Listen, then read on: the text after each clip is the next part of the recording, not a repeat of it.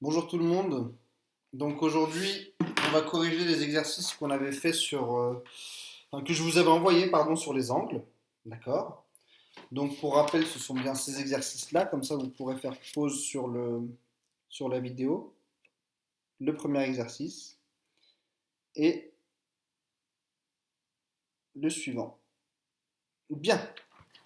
Donc pour ceux qui ne les ont pas fait, je vous invite à mettre pause et revenir un peu en arrière pour prendre le temps de les faire. Et là, je vais exposer la correction au tableau. D'accord? Bien. Donc on va commencer par l'exercice 1.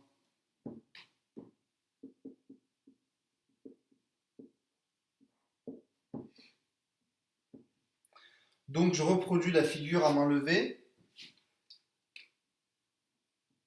Donc on avait quelque chose qui ressemblait à ceci.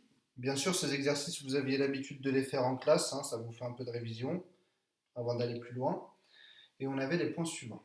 Donc A, F, H, B,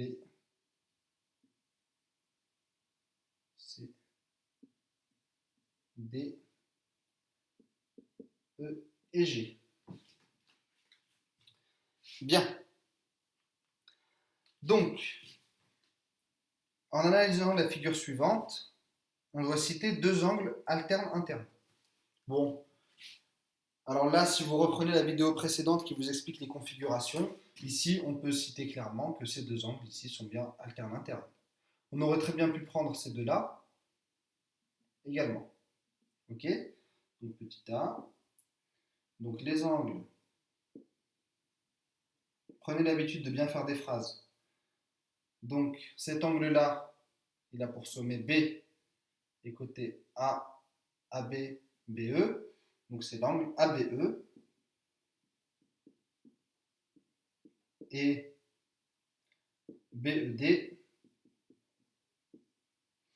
sont alternes internes. Bon, moi je vais faire une petite abréviation. Je vais mettre AI. Donc prenez l'habitude d'écrire alterne interne. Ok. Petit b. Deux angles opposés par le sommet. Donc on rappelle que des angles opposés par le sommet suivent cette configuration-là. Ok. Alors là, il y en a plein. On peut prendre ces deux-là, ces deux-là, ces deux-là, ou bien ces deux-là. Bah, tant qu'à faire, on va choisir ces deux-là. Donc BED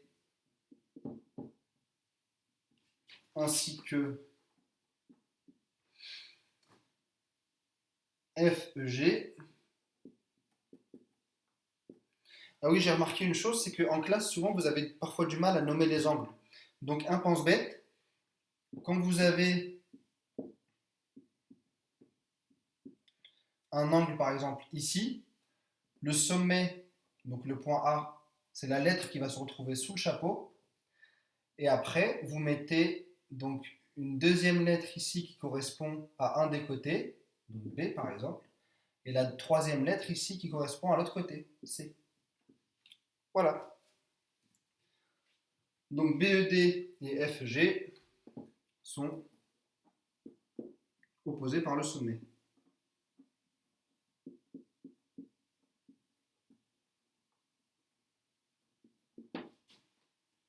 Bien. Ensuite, question 3.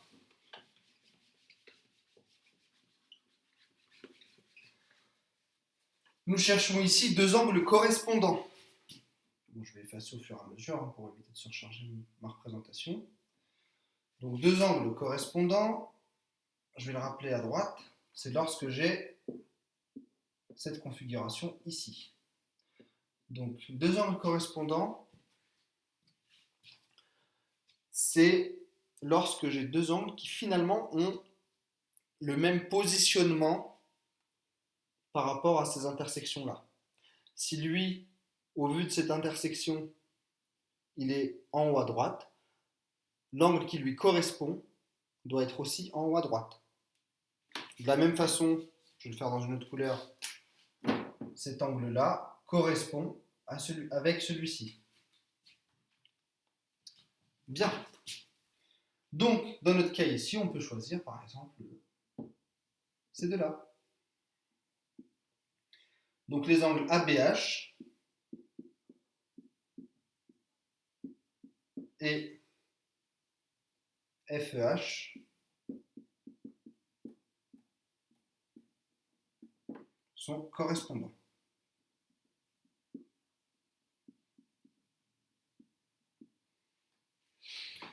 Et enfin,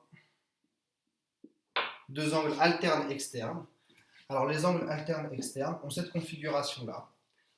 Je rappelle, alterne interne, c'est ceci.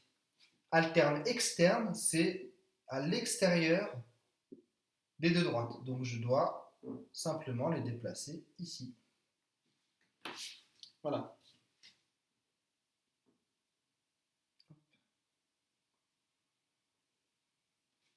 Bien. Et donc pour ceci, je peux citer, par exemple, cet angle-là et celui-ci. Vous voyez bien que si je tourne la figure, j'obtiens cette configuration-là. Donc, ABH et DEG sont alternes externes. Bien. Ensuite, exercice 2. Donc ça, c'est un exercice facile, histoire de rappeler un peu où on s'était arrêté en classe et surtout revoir le vocabulaire. Exercice 2, donc on va augmenter un peu en difficulté. Cette fois-ci, on a un peu plus de droite. D'accord ? On va essayer de voir si on est capable de donner des mesures d'angle. Donc cette fois-ci, on va utiliser donc la propriété qu'on a vue à la dernière vidéo, à savoir que si j'ai deux droites qui sont parallèles, alors les angles alternes externes, alternes internes et correspondants sont égaux.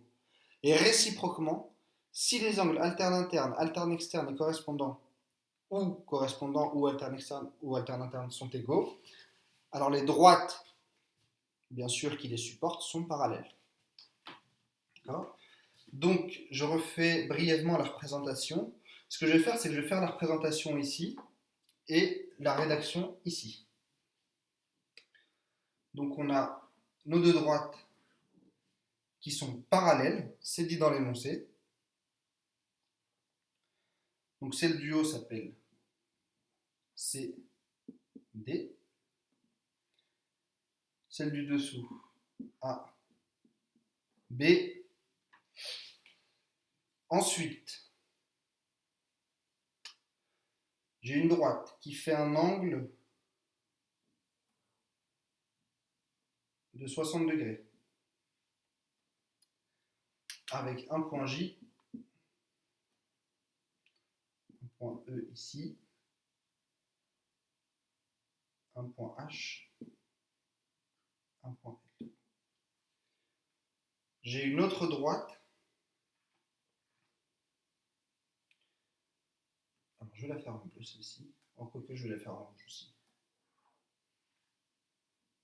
Qui, elle, va venir faire un angle de 55 degrés.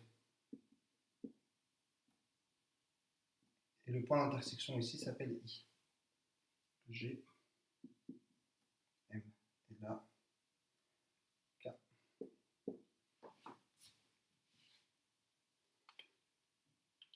Bien. Alors, donc à partir de cette représentation, on doit être capable de donner en justifiant les mesures des angles suivants. J, E, F. Alors, ça va aller très vite. Donc J, E, F, il est où? Il est là. Il faut bien sûr que je place le point F. Le point F qui est ici. J, E, F, c'est cet angle-là. D'accord? Qu'est-ce qu'on observe? C'est que l'angle JEF, il forme un angle plat avec l'angle JEC. Ils sont donc supplémentaires. Leur somme doit valoir 180 degrés. Donc, puisque j'ai 60 degrés ici, il me manque donc 120 degrés. D'accord ? JEF égale 120 degrés, car JEF et CEJ sont supplémentaires.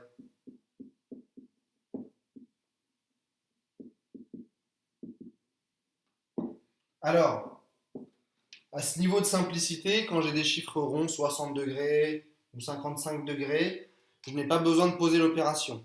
D'accord ? Sinon, j'aurais dû écrire l'angle JEF mesure, donc je le mets entre parenthèses,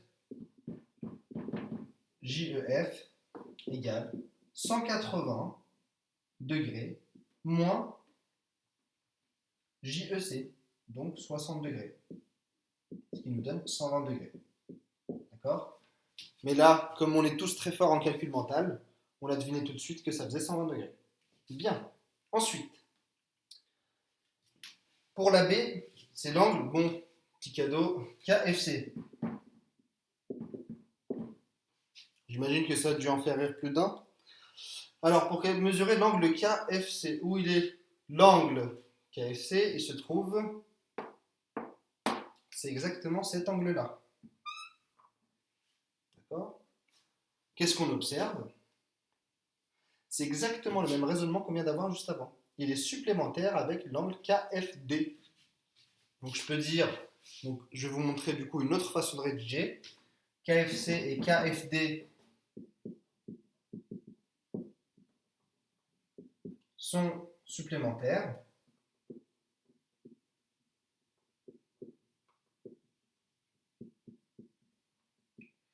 Donc l'angle KFC est égal à 180 degrés moins la mesure de l'angle KFD qui vaut 55 degrés. Et ceci nous fait donc 125 degrés.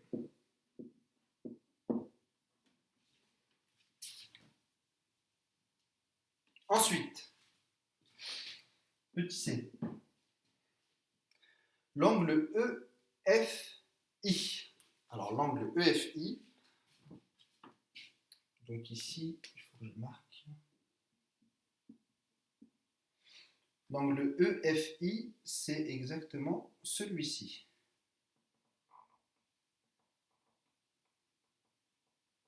Bien.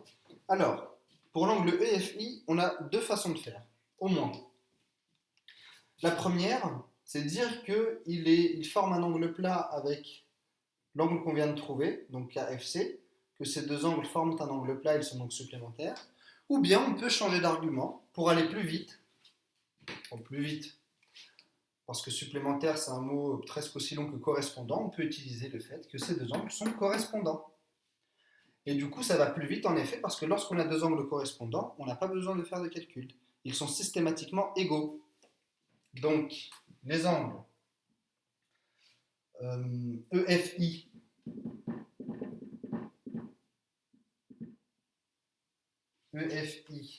et KFD sont correspondants.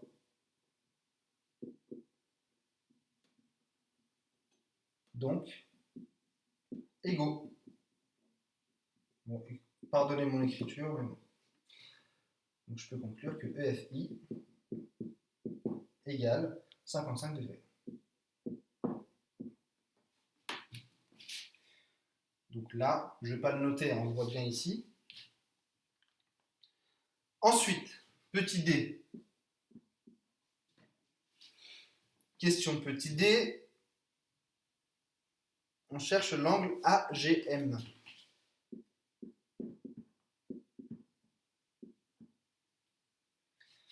L'angle AGM, est-ce qu'on peut le situer? Ah, il est ici. Donc, l'angle AGM, il se trouve qu'il est exactement alterne-externe avec l'angle KFD. Question que je vous pose, est-ce que cela suffit pour prouver qu'ils sont égaux? Oui ou non? La réponse, c'est non. Certes, ils sont alternes externes, mais il faut un deuxième argument. Les droites AB et CD sont parallèles. Puisque ces deux droites sont parallèles, dans cette configuration-là, ces deux angles sont égaux. D'accord? AGM égale donc KFD qui vaut 55 degrés, car ils sont, bon, je vais abréger, alternes externes, ça c'est le premier argument, et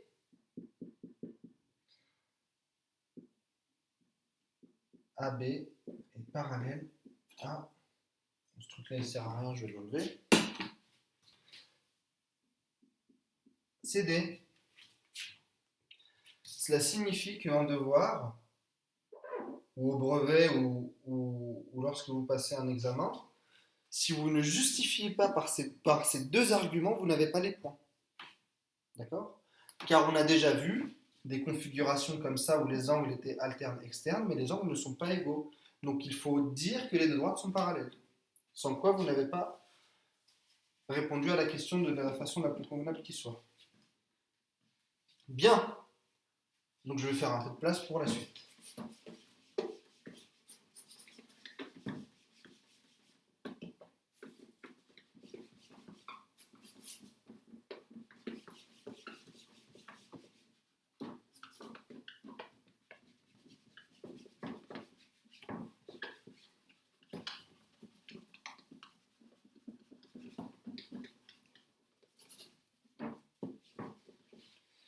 Bien.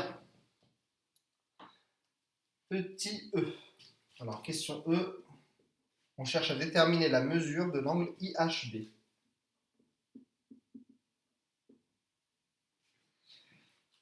IHB, c'est cet angle-là. Alors, les angles IHB et JEF sont correspondants. Donc, ils font la même mesure. Égale 120 degrés, car IHB et JEF, on peut l'appeler Jeff, sont correspondants.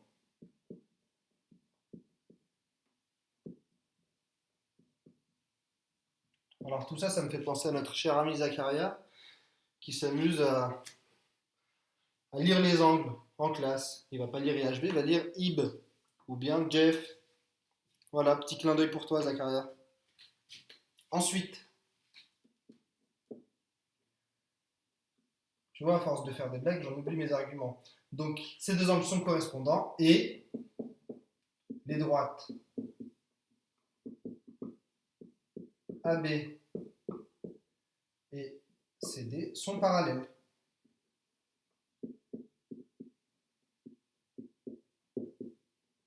Là, j'ai ramassé tous les points. F. Alors, l'angle IFD. Alors, lui, il est facile. Il est opposé par le sommet à l'angle EFK. Bon, je ne vais pas réécrire la rédaction par question de temps. Donc, vous rédigérez bien sûr. IFD et EFK sont opposés par le sommet, ils sont donc égaux. Donc, IFD égale 125 degrés.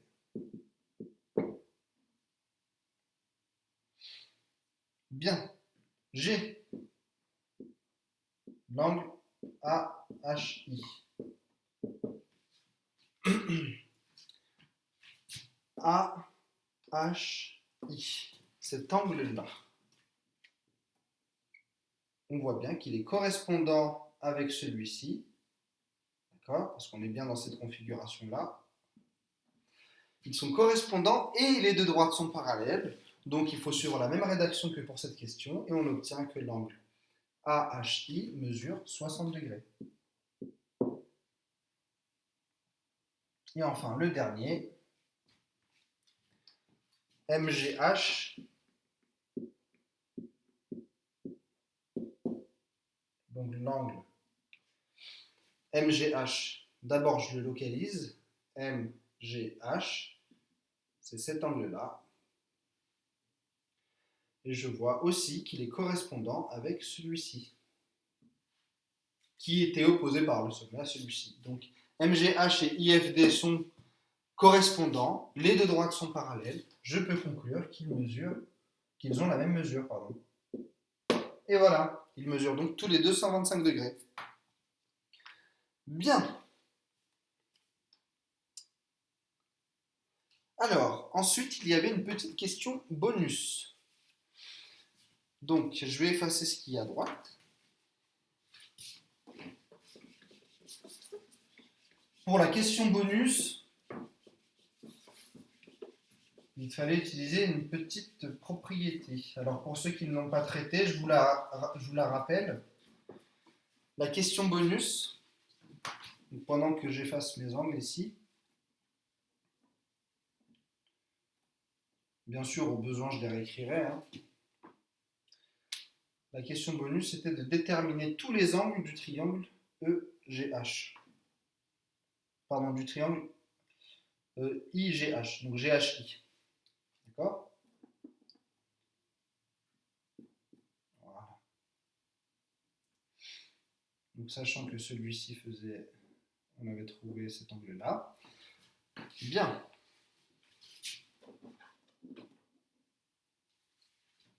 Alors, donc, pour déterminer les angles de ce triangle, donc on va bien les représenter. D'accord? Alors, en théorie, lorsque je trace des angles, ce serait bien de les distinguer.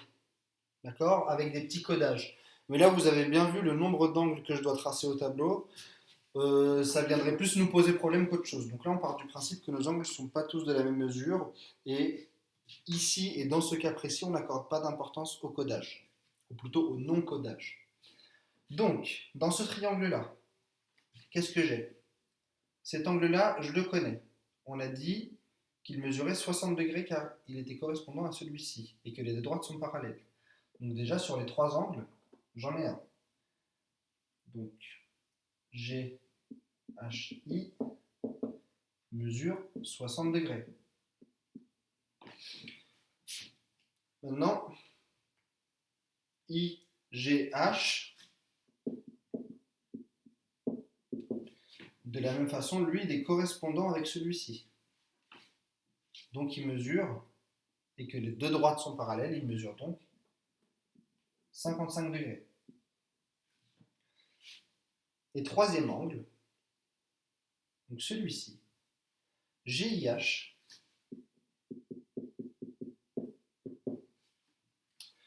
alors, l'angle GIH, est-ce que je peux trouver un angle qui lui est correspondant, alterne externe, ou quoi que ce soit?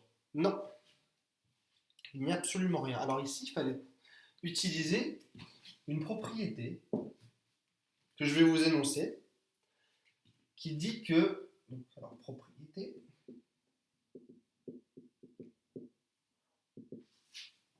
la somme des angles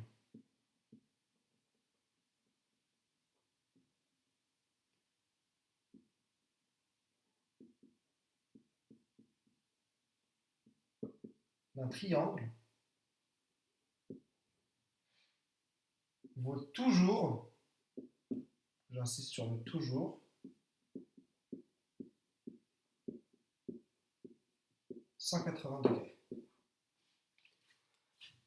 Sachant que je connais deux angles sur trois et que la somme des trois doit valoir 180, j'ai seulement à calculer donc GIH, donc ici on sort de la propriété, est égal à 180 degrés moins le résultat de la somme de ces deux angles. 60, bon, je peux effacer tous les petits degrés, plus 55. Donc 60 plus 55 qui nous font 135. Donc ça me fait 180. Pardon, 115 moins 115. 180 moins 115, ça fait exactement 65. Et l'angle GIH mesure 65 degrés. Et voilà. Alors, ce que je vous invite à faire pour cette vidéo, c'est de la revoir, de la retravailler bien comme il faut. Là, j'ai répondu à toutes les questions que je vous avais posées sur le sujet. Donc, revoyez-la, revoyez-la, revoyez-la. Essayez de vous poser toutes les questions possibles et imaginables, que ce soit pour le calcul, pour les angles, comment on les a déterminés. S'il y a des choses qui ne sont pas claires, n'hésitez pas à poser un commentaire pour me dire ce qui ne va pas. Et pour la prochaine vidéo, je vais vous fournir des exercices. Donc là, je vais vous concocter quelques petits exercices et on va essayer d'aller un peu plus loin. Et pourquoi pas ensuite changer de chapitre. Ok? Alors je vous dis bon courage, bon travail et à très vite.